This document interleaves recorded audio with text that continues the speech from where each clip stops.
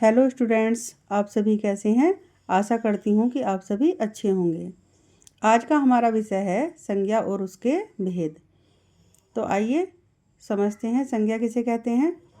संज्ञा का शाब्दिक अर्थ होता है नाम। किसी भी व्यक्ति का नाम, किसी भी वस्तु का नाम, किसी भी स्थान का नाम संज्ञा कहलाता है। अब परिभाषा देखते हैं। किसी व्यक्ति, वस्तु, स्थान या भाव के नाम को संज्ञा कहते हैं, या यदि हम संक्षिप्त रूप में कहें, किसी का भी नाम संज्ञा कहलाता है। उदाहरण: राम, लड़का, हाथी, गाय, आगरा, बचपन आदि। बहुत सारे उदाहरण होते हैं। संज्ञा के भेद 3 होते हैं। नंबर 1 व्यक्तिवाचक संज्ञा, नंबर 2 जातिवाचक संज्ञा और नंबर 3 होता है भाववाचक संज्ञा। आओ अब हम एक एक करके इनको समझते हैं। नंबर 1 होता है व्यक्तिवाचक संज्ञा। किसी विशेष व्यक्ति, वस्तु या स्थान के नाम को व्यक्तिवाचक संज्ञा कहते हैं।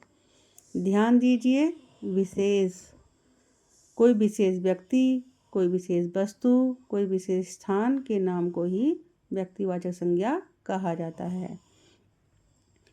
उदाहरण देखिए: भगत सिंह, रामायण, हिमालय, गंगा, दिल्ली आदि। यदि आप इन सभी उदाहरणों को देखें तो ये विशेष हैं, आम नहीं हैं। भगत सिंह एक विशेष व्यक्ति हैं, आप सभी जानते हैं, जिन्होंने हमारे भारत को आज़ाद कराने के लिए लड़ाई लड़ी और शहीद हुए। तो ये आम हो ही नहीं सकते, विशेष हैं, तो ये व्यक्तिवाचक संज्ञा कहलाएंगे। रामायण हमारी प्रसिद्ध पुस्तक है, तो ये व्यक्तिवाचक संज्ञा है। हिमालय है, एक विशेष पर्वत है। गंगा है, विशेष नदी है। दिल्ली हमारे भारत की राजधानी है। तो ये सभी उदाहरण जो हैं विशेष होने के कारण व्यक्तिवाचक संज्ञा कहलाएंगे। और भी बहुत सारे व्यक्तिवाचक संज्ञा के उदाहरण होते हैं। नंबर 2 जातिवाचक संज्ञा। जिस संज्ञा शब्द से उसकी संपूर्ण जाति का पता चले उसे जातिवाचक संज्ञा कहते हैं। जैसे सैनिक, गुलाब, गाय, मनुष्य आदि। अब देखते हैं सैनिक। यदि मैं आपसे बोलूं सैनिक वीर होते हैं, तो एक सैनिक की बात नहीं होती है, सभी सैनिक वीर होते हैं। सैनिक का यदि हम दूसरे पर्याय में देखें तो वीर ही होते हैं। सैनिक का पर्याय वीर होता है, तो एक सैनिक की बात नहीं है, यहाँ सभी सैनिक की बात है। गुलाब, गुलाब का फूल सुंदर होता है, यहाँ एक गुलाब की बात नहीं हो रही, सभी गुलाब, जो जितनी भी गुलाब हैं उनकी सभी जाति की बात हो रही है। गाय मीठा दूध देती है, तो एक गाय की बात नहीं हो रही यहाँ पर, सभी गाय मीठा दूध देती हैं। मनुष्य, मनुष्य का धर्म होता है कि वह अच्छाई करे, तो एक मनुष्य की बात नहीं है, सभी मनुष्य जाति की बात हो रही है, सभी मनुष्य के बारे में बात हो रही है। तो ये जितने भी उदाहरण आपके सामने लिखे हुए हैं ये सभी जातिवाचक संज्ञा के उदाहरण हैं। और भी बहुत से उदाहरण होते हैं। अब बात करते हैं जातिवाचक संज्ञा के भेद। इसके 2 भेद होते हैं। नंबर 1 द्रव्यवाचक संज्ञा, और द्रव्यवाचक संज्ञा को ही हम पदार्थवाचक संज्ञा कहते हैं।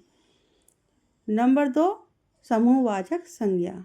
ये जो भेद हम पढ़ रहे हैं ये जातिवाचक संज्ञा के हम पढ़ रहे हैं। आइए इनको समझते हैं।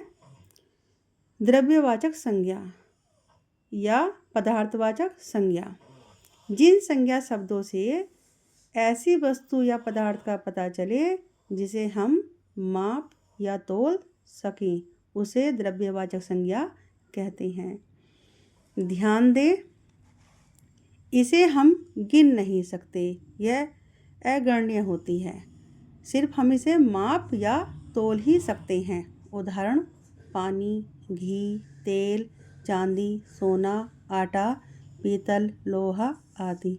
ये जितने भी उदाहरण हैं या तो आप उनको माप सकते हैं या तोल सकते हैं, इसीलिए ये सभी उदाहरण आपके द्रव्यवाचक संज्ञा या पदार्थवाचक संज्ञा कहलाएंगे। नंबर 2 समूहवाचक संज्ञा। जैसा कि शब्द में ही अर्थ छिपा है, जिन संज्ञा शब्दों से किसी भी व्यक्ति या वस्तु के समूह का पता चले उसे समूहवाचक संज्ञा या समुदायवाचक संज्ञा कहते हैं।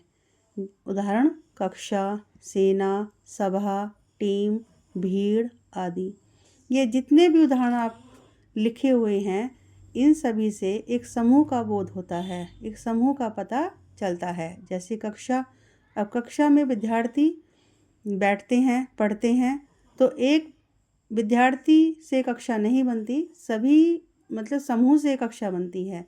सेना है, एक सैनिक से नहीं बनती, बहुत सारे सैनिक होते हैं तभी सेना यानी कि समूह बनता है। सभा है, यहाँ पर लोग इकट्ठा होते हैं, एक व्यक्ति से नहीं, बहुत सारे व्यक्ति यहाँ पर इकट्ठा होते हैं तभी सभा या मीटिंग होती है। टीम है, भीड़ है, बहुत सारे जहाँ पर व्यक्ति इकट्ठा होते हैं, जहाँ पे लोगों का समूह होता है उसे ही भीड़ कहा जाता है।